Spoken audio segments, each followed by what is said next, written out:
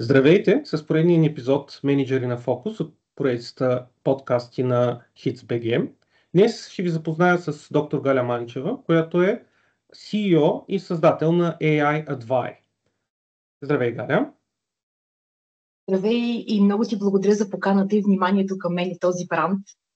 Моля. Ще започнем стандартно, както питам всички, а именно какво беше вдъхновението за създаването на компанията? Благодаря ти много за този въпрос. Аз от 2006 година се занимавам с високи технологии. Имах възможност да развивам експертиза в сферата на финансовите технологии.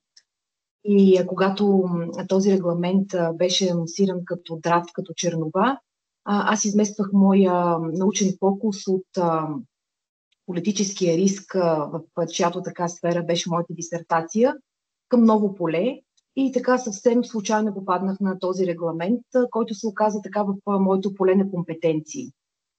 И именно това беше причината така да продължа своя научен интерес именно по отношение на този регламент и да се предизвикам да създам тази много бутикова компания, която е фокусирана именно върху регламента и в регулаторното съответствие с този акт. Защото моята предходна така компетенция на експертно ниво беше именно compliance и регулаторното съответствие на базелските стандарти и на стандартите за финансово отчитане.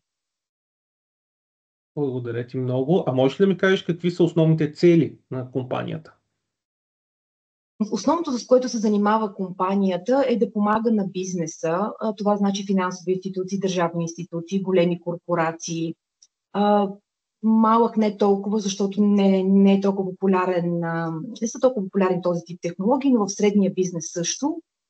Там, където има внедрени подобни технологии, както ние след миничко ще обясним, така наречените високорискови системи, те трябва да отговарят вече на изискванията на този регламент, както и компании, които вече са готови пък да внедряват подобни по-сложно технологични решения, да ги наречем. Спрямо регламента те се наричат високорискови. Компании, които са готови да предизвикат себе си и да минат на следващо технологично ниво. Значи ние работим в две посоки. Осигуряваме на тези компании, които вече имат подобни системи, регулаторното съответствие, което е много важно вече да се случва, и тези, които пък искат да надградят собствения си бизнес с подобни по-високи системи, ние им помагаме те да бъдат създадени в съответствие с този регламент. Как виждаш развитието на този бизнес в следващите 5 до 10 години? Аз смятам, че моите предсказание в тази посока е, че следващите 20 години ще бъдат именно темата на високите технологии. Много пъти в интервюта, аз горе-долу 2023 година, от момента, в който беше анонсиран малко по-популярно в общественото обсъждане този регламент, участва много активно в събития, в конференции, в медиите. И така опитвам се да дам тази яснота, че Европа създаде този регламент с идеята да стимулира, да създаде правила за компаниите в Европа да внедряват в бизнесите си по-високи технологии. Защото това е основата, бизнеса да се движи с по-бързи темпове и да има по-голямо конкурентно предимство. Сега всички знаем, разбира се, създава повече брутен вътрешен продукт и все пак на световната сцена по отношение на изкуствения интелект да заеме едно подобаващо място. Защото отново прави уточнението, че Щатите и Китай са първенци в това отношение. Европа може би няма да вземе такава позиция, но пък много силното място на Европа по отношение на изкуствения интелект е именно този регламент, който защитава правата на гражданите си. Тоест ние не създаваме изкуствен интелект на всяка цена. Това е нещо, което е много важно да се знае. Сега, малко по-късничко в разговора ни ще стане ясно, че имаме няколко нива на изкуствен интелект. Когато кажем изкуствен интелект, трябва да имаме конкретно ниво предвид, не така просто да използваме термина. Но на практика Европа заема лидерско място по отношение на защитата правата на гражданите си. Това да стимулира чрез ясни правила изграждането на подобни системи от изкуствен интелект и стимулирането на иновациите. Това са трите основни причини, поради които Европа създаде този регламент. Говоря конкретно за този, защото знаем Като част от Европейския съюз, Европа създава много правила, които да бъдат единни за държавите членки. Моят фокус в момента е специално този регламент. И аз мога да говоря за неговите ползи, защото правя това уточнение, защото много често чувам така контраргумент, че Европа пререгулира, че става твърде много регулации.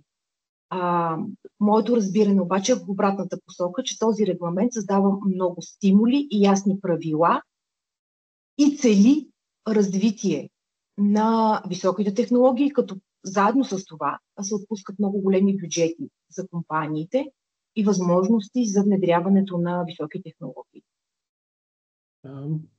Ще може ли да разкажеш на нашите слушатели и зрители какви са основните продукти и услуги, които предлага компанията?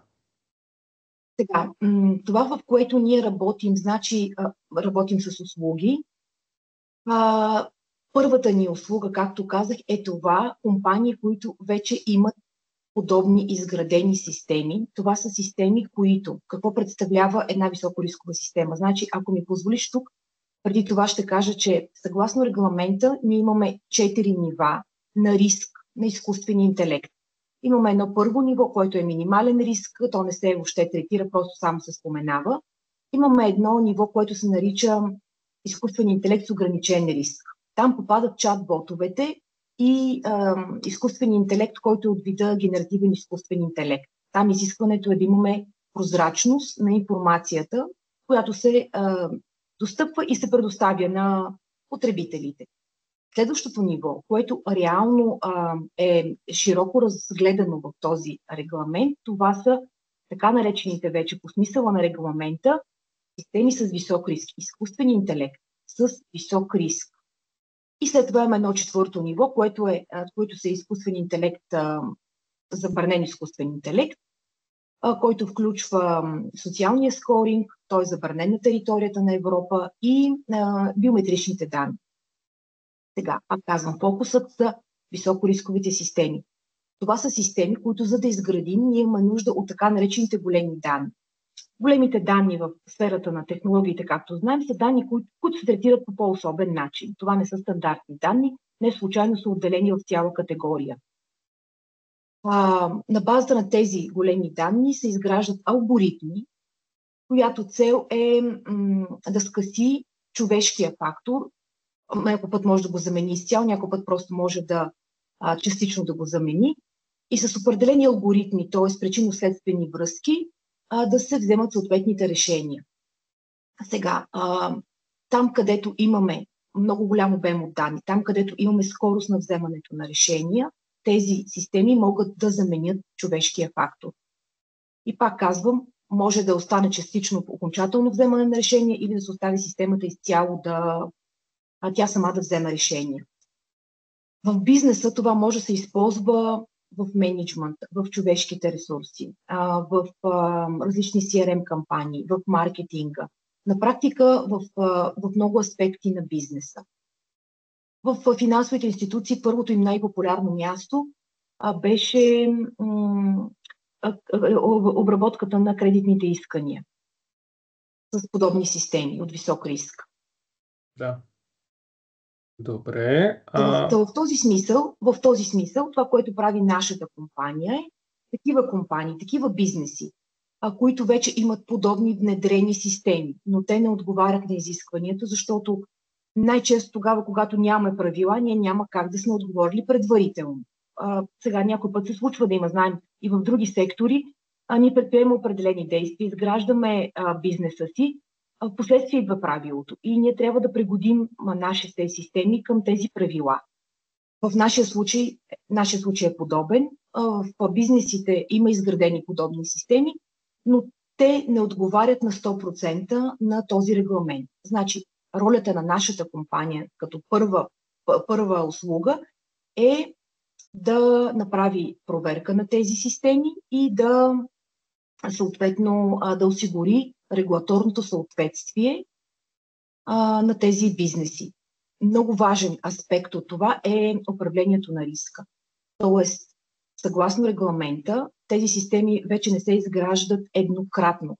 Те не са линейни, а те имат цикличен характер, т.е. периодично има изисквания за преразглеждане, нали, така наречения. Трябва да бъде интегриран процес по управление на риска на тези системи. Нещо, което отново до този момент не е било внедрено, популярно и съответните инструменти на управление на риска не са били използвани. Да, добре, благодаря ти много. Тъй като това е една много и нова сфера, разбира се, може ли да ми кажеш, има ли конкуренция в нея и как се справяте с нея?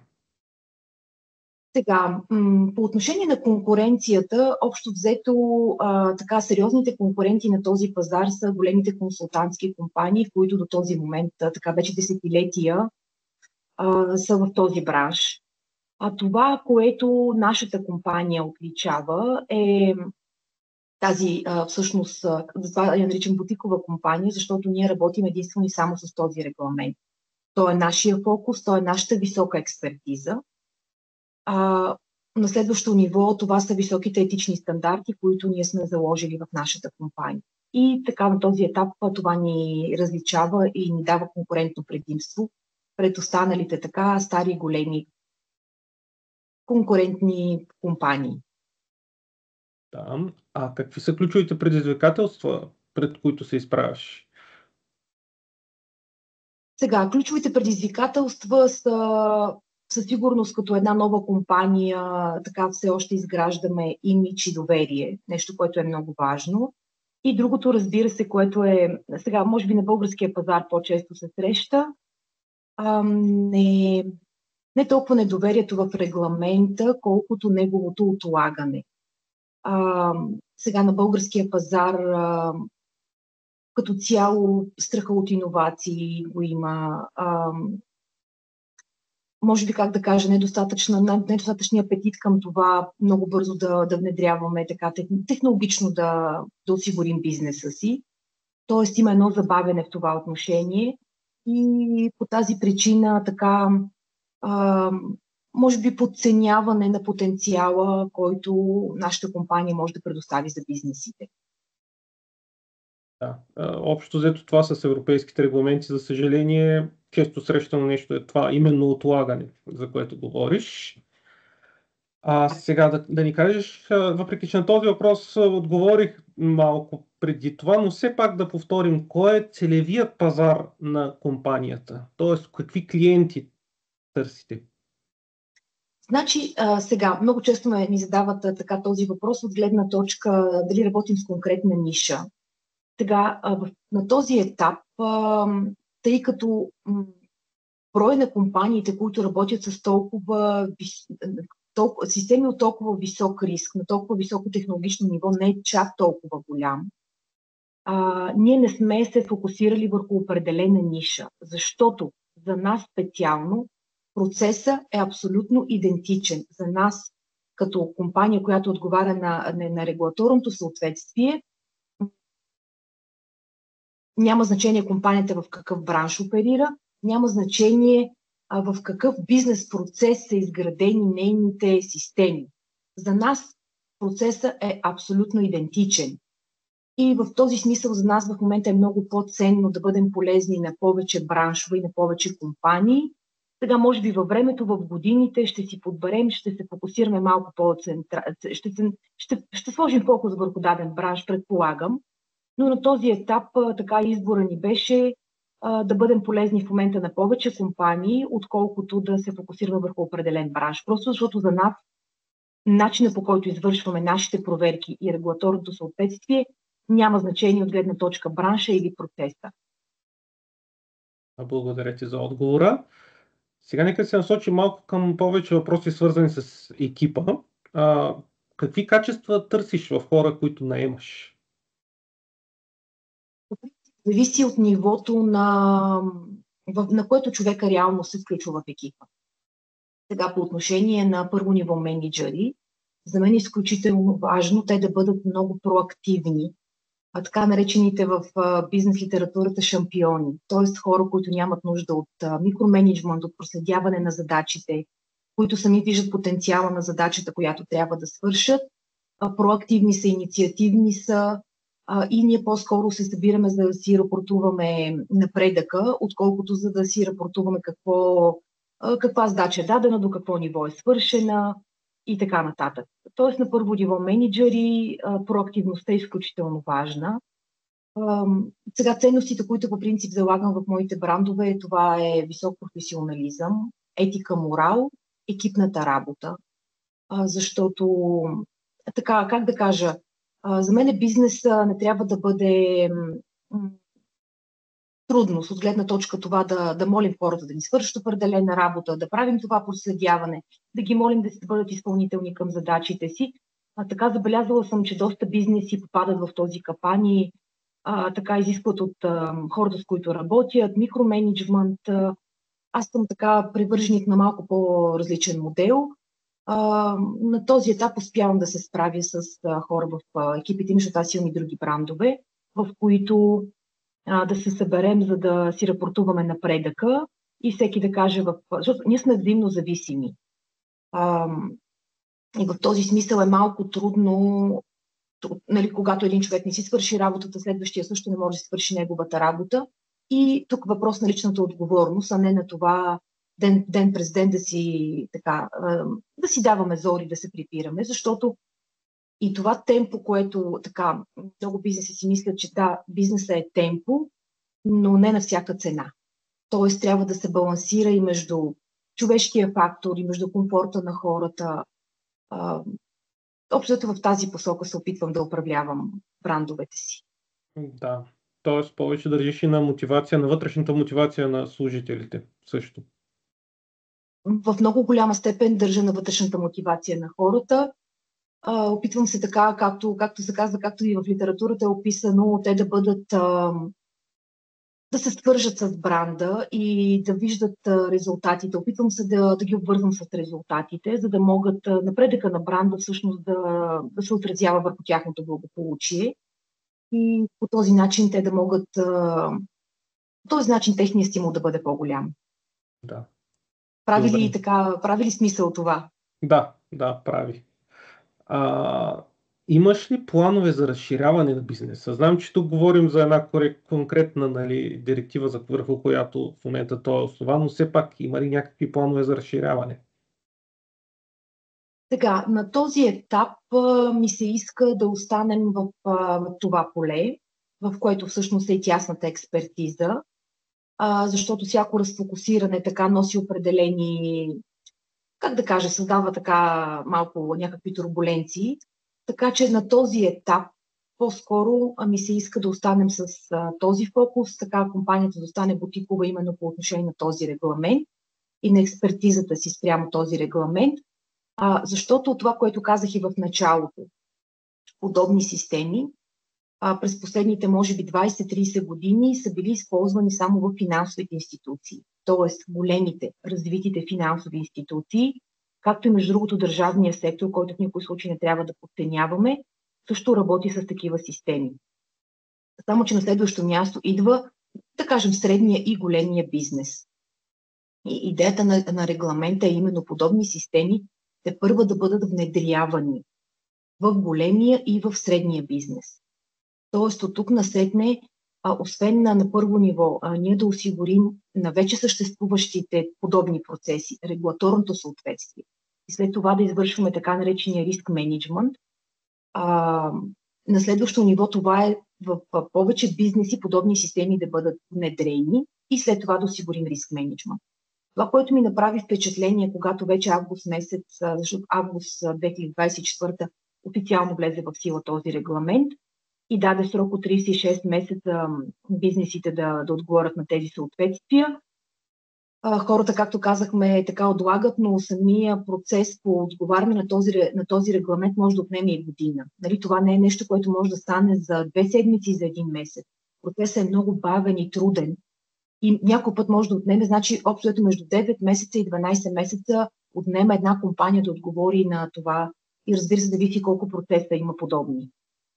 Да.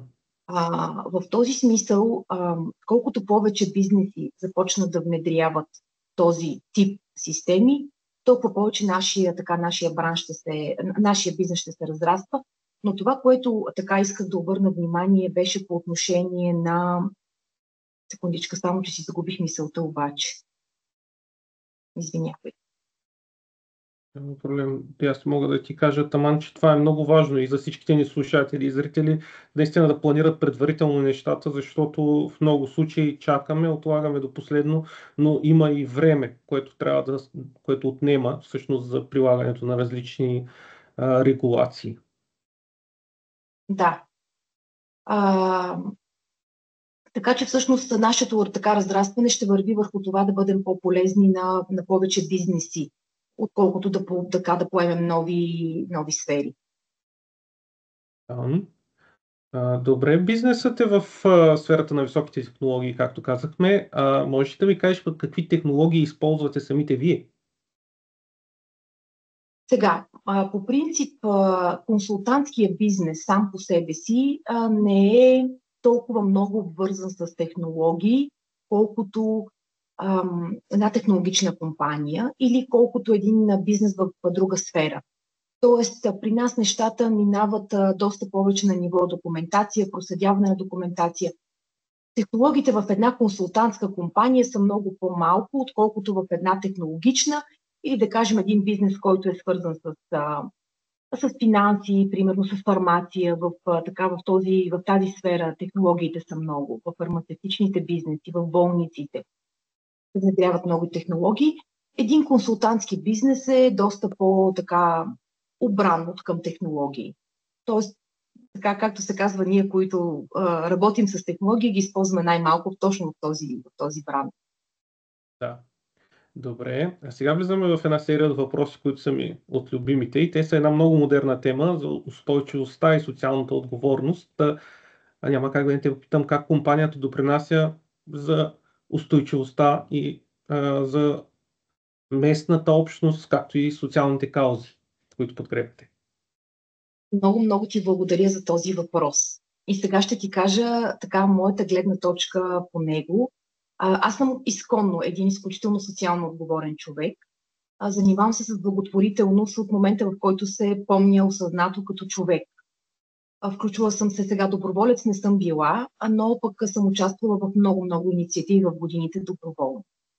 И сега спазвам едно такова правило, че 10% от доходите или приходите, да кажем в един бизнес или в едно така физическо лице, трябва да отиват за доброволчество.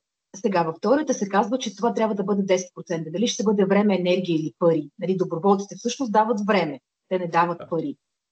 Но така или иначе 10% от тези ресурси, време, енергия или пари, трябва да отиват за доброволчество и благотворително.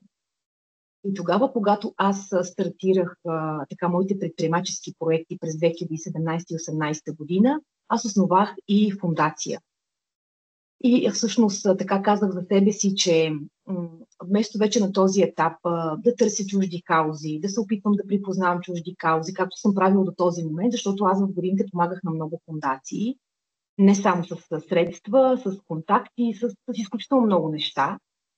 Така казах си, че вече е моят момент също да имам такава фондация и всъщност тази социално-корпоративна отговорност да се изразява през защото пак юридическо лице, нали, аз използвам като икономист тази терминология, така че да затворя цикъла за себе си.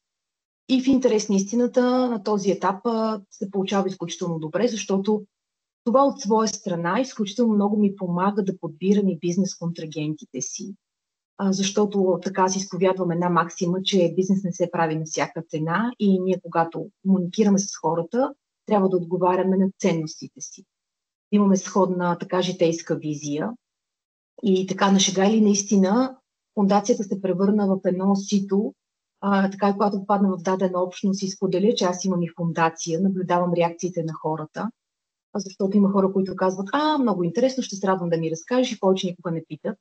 Други обаче веднага започват да се интересуват, включват се, така че това, доколко твоето съзнание се е разширило и ти знаеш, че когато получаваш, е много важно да даваш, защото това е част от духовните правила. Знаем в много така духовни закони и казано, че имаме един десятък, който ние трябва да даваме. И когато ние го дадем, реално отваряме своя кръг на благоденствието за следващо ниво благоденствие. Ако откажем да го дадем, ако не го правим, всъщност ние не минаваме на следващо ниво благоденствие. И когато правим събития на фондацията, така срещаме се с нашите благодетели, аз всеки път така разказвам тези правила и те са много впечатлени. Нали, това са, пак казвам, заложени правила в духовните закони. Напоследък ще си позволя да споделя с теб. Най-накрая отделих внимание и прочетох една книга на Пауло Коелю. Аз чета така доста духовна литература. Така подцених този автор. Рядко чета по принцип художествена литература, но той има така много духовни елементи в книгата си. Прочетах книгата Алхимика. Единствената книга, пак казвам, която съм чела от този автор. И така в началото на книгата едно момче, което е овчар, иска да изпълни една своя мечта и под формата на един цар при него идва един бог, който му казва: аз ще ти помогна, но ти ми дай 10% от своето стадо. И много пъти така ми се е случва да виждам в определени среди, когато някой каже: ако имаш цел, от какво си готов да се откажеш? Нали? Не трябва да се отказваш от нищо. Просто така е заложен света, така функционира света, че ти трябва да споделиш 10% от това, което ти имаш, да го дадеш, да помогнеш, за да продължиш към следващата си цел. Много хубаво беше формулирано там. Нали, пак казвам, така от всички духовни правила и закони, които съм изчела, тези 10% са много важни. И така, другия пример, който бих искала, аз направих малко по-дълга темата, но смятам, че е интересна и полезна. Да, интересна е, със сигурност, да. Отново така в източните култури, така, за които съм събирала информация, там, например, когато предстои голяма сделка на семейството, най-стария в семейството дава на синовете пари и казва: отидете и дарете пари в храма, за да ни се случи сделката. Когато на другия ден те се преберат и кажат: да, ние направихме сделката, той отново вади кисията с пари, отново казва: идете и раздайте милостиня в храма, защото тази сделка се случи. Нали? Ето това са едни неща, които действителността, в която ние в момента живеем, малко е поизкривила и съответно хората нямат тази сетивност. Когато нещо хубаво им се случи и те имат даден, така да кажем, финансов резултат или нещо хубаво дойде към тях, те да се погрижат и за тези, които в този момент житейски по някаква причина не са толкова благодетелствани. Така че за мене корпоративната социална отговорност, въобще социалната отговорност е начин на живот. Ако мога така да заключа тази тема. Разбира се, ако имаш още въпроси, с удоволствие ще ти отговоря. Благодаря ти много за този отговор. Много любопитни и интересни неща и също така пожелавам също и още по-голям успех на начинанията, с които се занимаваш, специално с социалните каузи и с социалната отговорност. Ние на този момент, между другото, имаме изключително много постижения. Една така от много големите ни постижения, че подкрепихме ремонта на залата за художествена гимнастика Левски триадица. Така, това беше един огромен проект, който сега по никой начин ние нямахме ресурси да помогнем изцяло, но така и по обратна връзка на ръководството подкрепихме, ги дадахме видимост колкото можахме, събрахме така определени средства, защото ние все още не сме така много разпознаваеми и популярни, но на практика с това наше действие ние допринесохме за благоденствието на един много сериозен спорт, който в България има традиции. Да. И това много деца в следващите десетилетия да могат да тренират при едни много така достойни условия, каквито по-рано нямаха. Така че колкото и на мен лично да ми изглежда така, все още тази фондация е много малка и времето, което аз да отделям за нея да бъде минимално, отново тези 10%, на практика ние имаме много големи постижения вече, което няма как да не ме радва. Да, нещата се случват. Дори малко по малко ще се Точно случват. Така. Да. Добре, да се върнем към въпросите и с управлението и с мениджмънта. Можеш ли да ми кажеш, значи ние разбрахме горе-долу какъв е твоя стил на управление в момента, но можеш ли да ми кажеш как той се е променял през годините? Да, много ти благодаря и за този въпрос. Сега, лидерството, аз обичам да сравнявам лидерството с родителството, защото аз съм майка на две вече пораснали дъщери, едната е на 22, другата вече на 15. И така, когато станах родител, тръгнах с идеята, че аз съм чела много. И нали, така попадаш на това поле, в което си даваш сметка колко много не знаеш. И това беше период, в който започнах да се изграждам като родител. По този начин, понеже аз съм завършила бизнес, моето средно и висше образование са именно бизнес, в които съм учила много мениджмънт. структури, системи, мотивации и така нататък, се чувствах доста уверена тогава, когато започнах да развивам брандовете си. В същото време се сблъсквах отново с този проблем, точно родителство срещу лидерство, а именно лидерството. Дадох си сметка, че така това е следващото поле, в което имам да развивам доста себе си по отношение на меките умения. Значи, признавам си, аз съм мъжко момиче, доста така фокусиран и центриран човек съм, доста така, имам склонност към това да давам заповеди. Нещо, което всеки път така казвам на моите екипи, не го приемайте лично, доста работя в тази посока, но много авторитарно казвах какво трябва да правим. Имах много бързо темпо. Така като жена в технологиите, която така се кали, бих казала, в една много сериозна, голяма корпорация. Аз имам международен опит, работила съм в 4 държави. И финансовите технологии, това освен, че така високо ниво технологии, това е изключително бързо темпо. Просто хора, които не са били в това темпо, не могат да си представят за какво става въпрос. И когато започнах да развивам брандовете си, аз влязах в инерцията от това темпо и с много висока скорост. Да, нещата се получаваха, но просто хората не можеха да издържат на моето темпо. Така имах наскоро разговор с един ментор, който каза колко е важно да подканяме хората, непрекъснато да сме за тях и да ги подбутваме.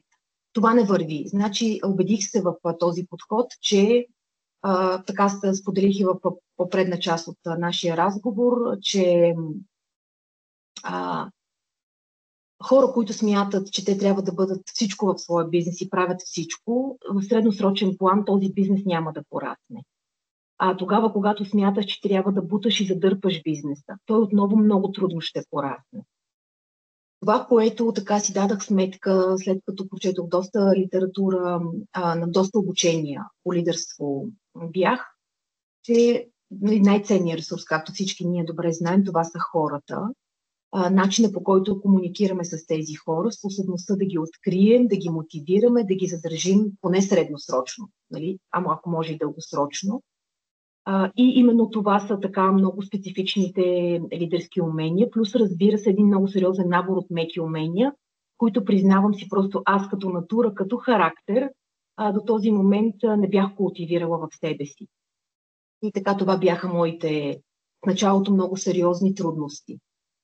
И аз реших за себе си, забавих много темповете на цената на, така как да кажа, на много бавно движение на моите брандове, за това да мога да натрупам тази информация, тази липса на знание, която ми трябваше, за да се чувствам уверена тогава, когато комуникирам с хората от моя екип и да избера стил на комуникация, който така да бъде достоен за двете страни.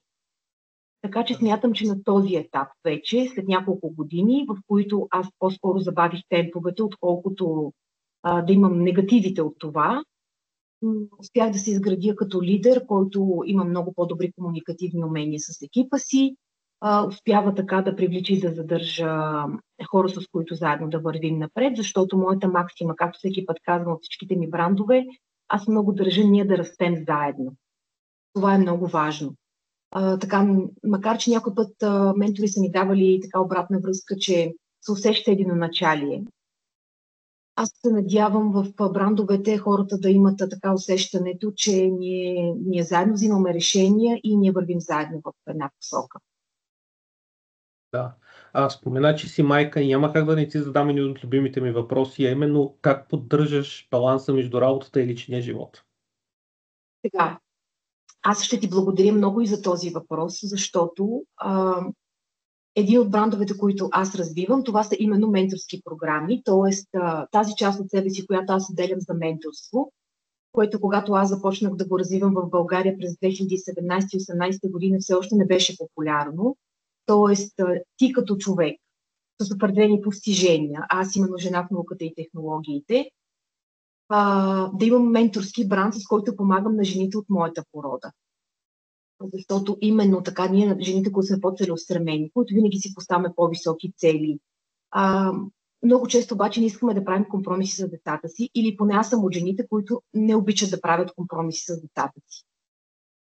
В годините, начина по който аз се развивах професионално, беше заложен на модел, при който аз да не правя компромис с децата си. Даже напротив, бях заложила много висок стандарт по това как ще бъдат отглеждани децата ми. И така, не мога да кажа, че имах привилегията да имам хора, които да ми бъдат съмишленици, които да ме разбират и да ми помагат в отглеждането на децата ми. По-скоро се озовах в една доста токсична среда, на неразбиране, на неподкрепа на стандарта и осъзнатия начин, по който аз държах моите деца да бъдат отглеждани.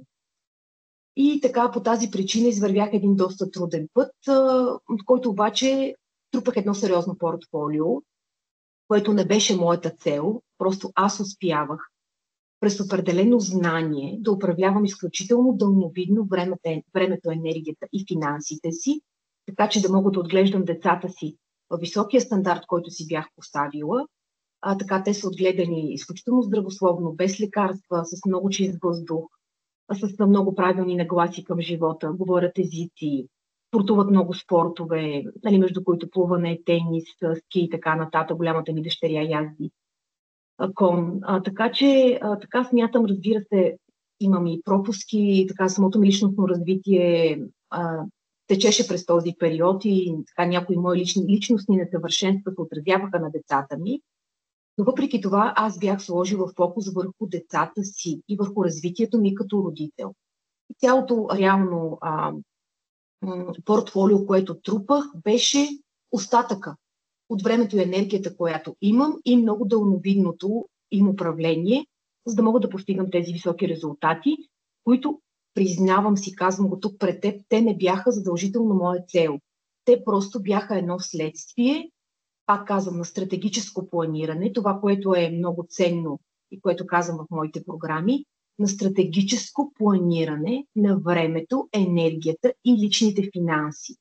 И всъщност в моите менторски програми така споделям именно това знание на подобни дами като мен, целеустремени, за които така е важно да отглеждат много пълноценно децата си, как именно чрез много дълновидни стратегии на управлението на времето, на енергията, на личните финанси, те да постигат тези резултати. Тоест, пак казвам, моят фокус в продължение почти на 20 години бяха децата, но чрез тези стратегии аз успявах да развивам себе си както професионално, така и в науката. Аз имам много големи, позволявам се тук да кажа за твоята аудитория, за вашата аудитория, за да добият малко по-голяма представа за мен като човек.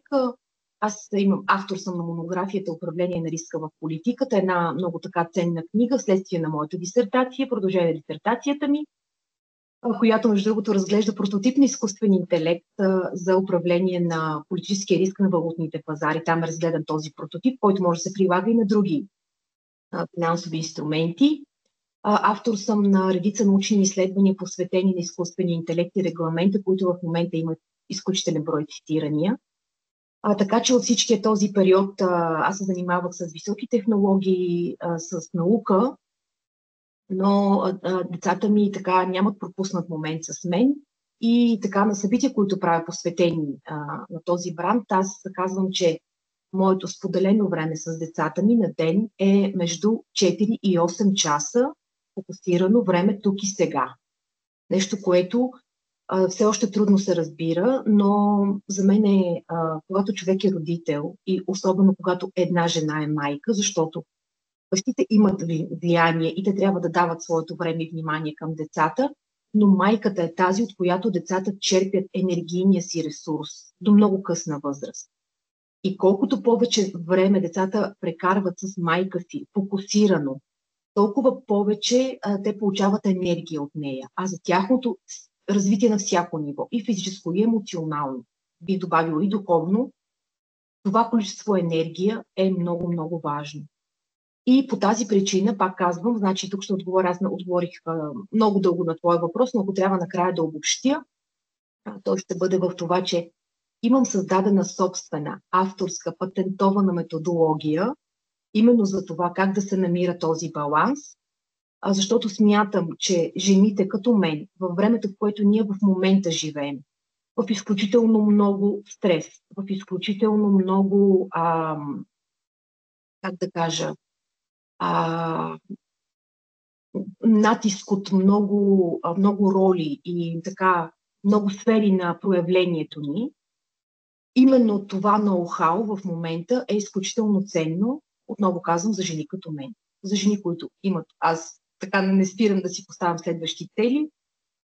Следващата, така, ще си позволя да споделя пред теб така, имам още една, която няма да споделя, която в момента се реализира бавно, но в рамките на този бранд, който е менторския, искам да развия франчайз.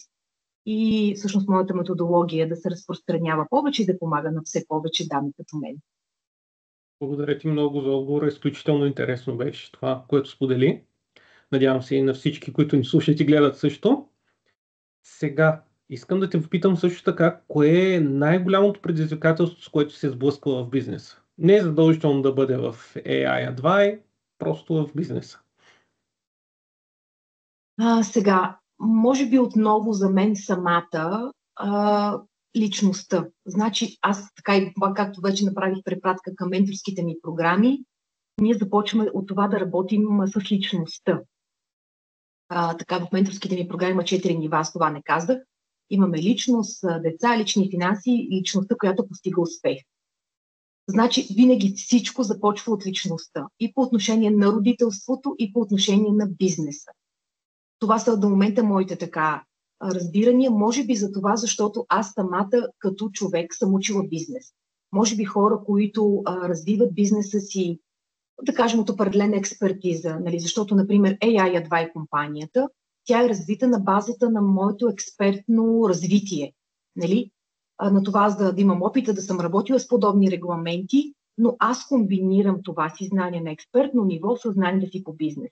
Хора, които не са учили бизнес, много често самото развитие на концепцията, на това да правят бизнес, за тях е много голямо предизвикателство. Нали? Срещам го в такава средите, бизнес средите. Сега, за мен това, че аз съм учила бизнес, ми даде една много голяма крачка напред. И затова много често казвам, че аз мога да развия бизнес от всичко.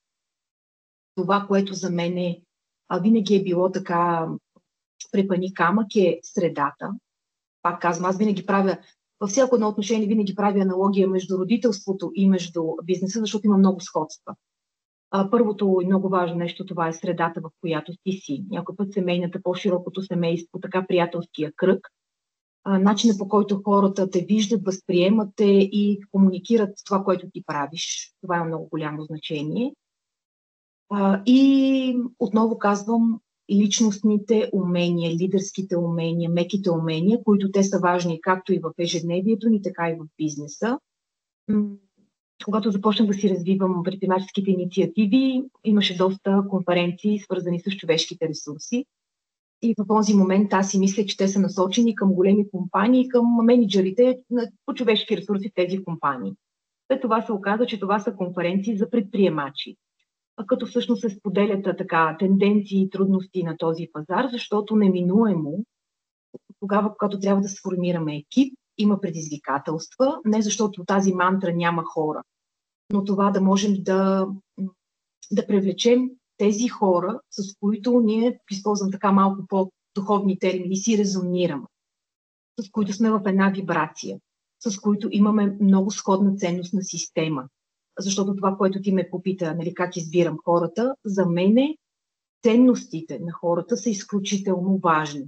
Ако ние нямаме много сходна ценностна система, аз не мога да работя с тези хора. И винаги на менеджерите на първо ниво ние трябва да си отговаряме 100% ценностно, защото просто не мога да работя по този начин с тези хора. И едно от нещата, които така споделих с теб, е, че аз не обичам да правя и не правя бизнес на всяка цена.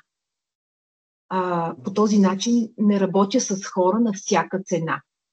Ако трябва, забавям даден процес, докато намеря правилния човек, с който ние заедно да продължим пътя, но не работя с хора, с които ние в ценностно отношение така не си отговаряме. Имала съм хора в екипите, които си позволяват да лъжат откровенно, което е изключително така демотивиращо и разочароващо. Мога да давам си сметка защо се случва, но просто аз не мога да работя с подобен тип хора.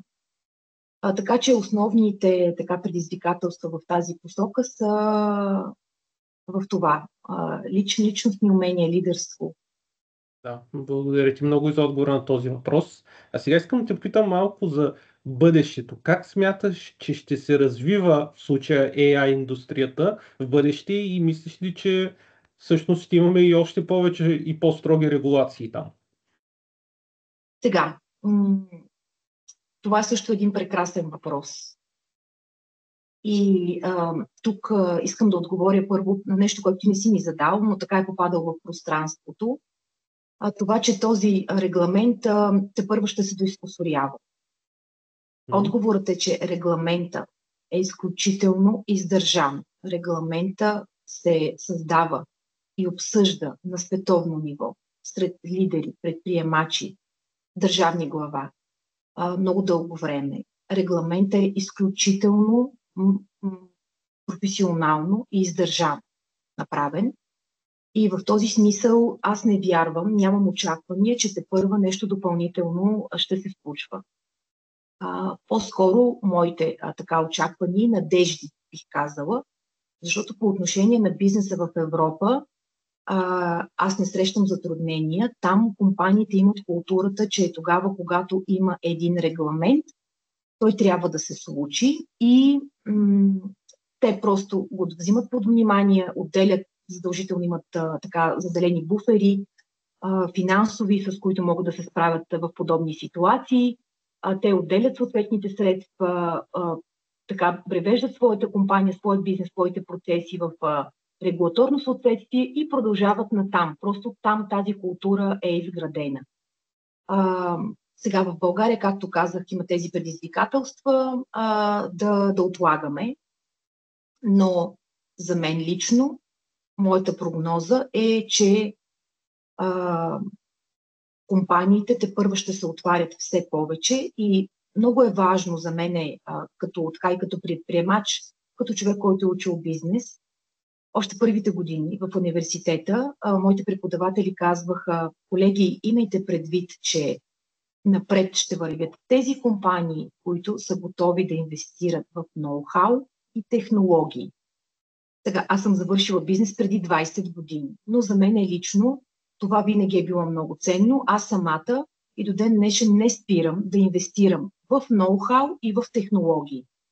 Дори в личностното ми развитие и обученията ми това отново е ноу-хау. Това е едно готово, бързо знание, което ти получаваш. Работя изключително много с бизнес ментори. Почти не съм спирала да работя с бизнес ментори. Изправям бюджетите, които имам, не спирам да инвестирам в технологии. Вярвам наистина, че всеки един бизнес, който иска да бъде достатъчно дълго време на пазар, достатъчно дълго време да има печалба и да има ръст и по отношение на печалбата си и въобще като бизнес, той трябва да инвестира в технологии. И понеже казахме, че този регламент реално касае по-високите технологии, нали, тук в никой случай не говорим за чат-ботове или просто за автоматизация, за интеграция на определени системи, този регламент не се занимава с това. Той се занимава с процеси, на входа на които имаме големи данни и създаваме определени правила, на базата на които да се взимат бързо голям обем от решения. Това са тези системи. Колкото повече бизнеса се отваря към тях, толкова по-напред ще стигне. Добре, спомена няколко пъти ментори и менторски програми, затова трябва да те питам, кой или какво те вдъхновява да бъдеш лидер и ментор? Благодаря ти. Значи това, което ме вдъхновява. Сега, ако искам да бъда предприемач и да развивам няколко бранда, задължително трябва да бъда лидер. При това, както се казва в литературата, лидерство от пети тип. Лидер, който създава лидери. Тоест, това е една неминуема стъпка и неминуемо развитие, ако искам да бъда предприемача, за който стандарта, който съм си поставила, се случи. Избрах да бъда ментор, защото вече имам натрупано изключително много познание, което продължавам да надграждам. И за мен си струва много. Аз съм човек, който обича да споделя знанието си и обича да помага. Аз обичам да развивам хората около себе си и да споделям наученото. Това е просто част от моята същност. И когато създадох менторските програми, защото при мен се получи така като период на развитие от технологиите, през менторските програми, отново в технологиите, дамите, които в онзи момент, така първите хора, с които аз започнах да работя в тези програми, като виждах в цялата тяхна промяна, постиженията, които имат. Значи вече има участници, които имат пасивни доходи, които направиха много сериозни инвестиции и така в икономиката имаме един термин мултипликатора на Кейнс, които вече работят с мултипликатора на Кейнс. Това за мен е, освен личностната им промяна, освен подобренията в отношенията и в енергообмена с децата и нещо, което е много важно, те постигат изключителни финансови резултати и така успяват да изградят една изключително успешна идентичност. Така че менторството ме зарежда изключително много. Значи, мен всъщност ме зарежда всичко. Зареждат ме технологичните проекти, защото аз това разбирам. Това съм работила 20 години. Зареждаме науката, защото тя ми дава така поле за размишление. Фондацията ме зарежда, защото по този начин тя подхранва тази моя същност, която има нужда да прави добри дела. А менторските ми програми ме подхранват, ми дават енергия за това, когато видя още една постигнала успех жена, още една жена трансформирала се до ниво, в което да се чувства удовлетворена и да не трябва да търси този баланс. Нали? Защото ти ме попита как намираш баланса. Да. Има правила. Просто има правила. И когато ние, като във всяко едно нещо, формули, приложим тези формули, не е нужно да търсим баланса. Той се постига много лесно. Моите програми се казват вътрешна хармония. И всъщност вътрешната хармония е едно състояние, към което ние трябва всеки път да се върнем. Непрекъснато има външни фактори, които ни изваждат от него, но когато ти приложиш формулата, ти много бързо си връщаш това състояние. Сега, има и ситуации, в които става по-бавно, но въпреки това, ти прилагайки формулата, ти постигаш този резултат. Така че за мен наистина е много вдъхновяващо да бъда както лидер, така и ментор. Зареждащо е. Някой път и изморява, защото е свързано с това да говориш, да си присъствен, но през по-голямата част е изключително зареждащо и смятам, така както каза ти, така както аз работя с ментори, не съм спирала да работя от 2018 година, така инвестирам в доста и обучения. Това е, което ни движи напред. Това да имаме сетивността, да чуваме и да откриваме добрите ни примери в живота, хората, които вече знаят малко повече от нас или много повече от нас. Както обичам да казвам, аз прикрепяваме се към тях и след това така постигаме собствените добри резултати. Да, добре. И последният въпрос, който искам да те попитам е, как се справяш с вземането на трудни решения?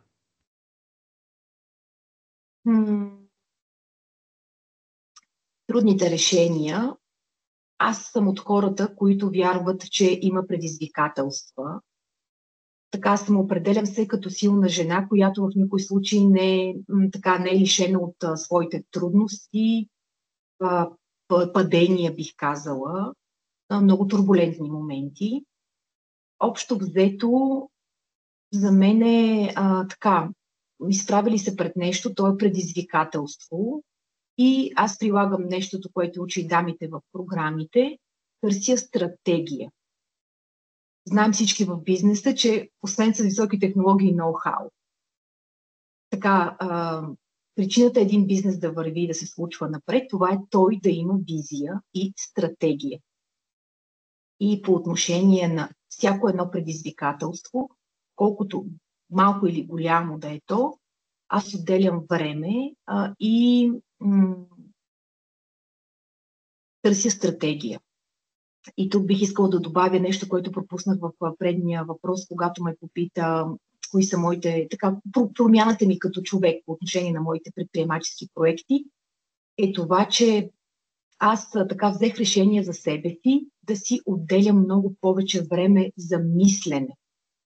Да мисля върху бизнесите си, върху брандовете и в никой случай да не бъда вътре на оперативно ниво.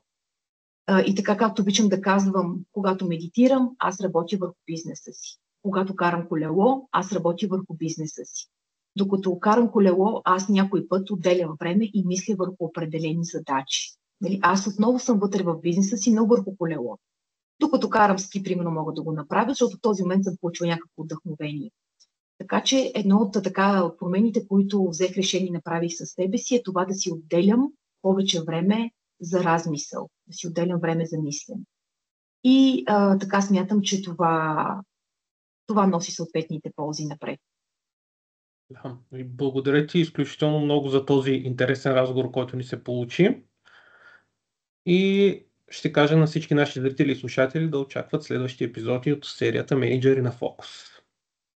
И аз много ти благодаря за тази покана и така за много интересните и провокативни въпроси. Много ще се радвам, ако всички наши слушатели така си вземат по нещо от нашия разговор и така останем във връзка. Така че ако се припознаете в някои от тези теми, ще се радвам за следваща комуникация. Да, благодаря и аз.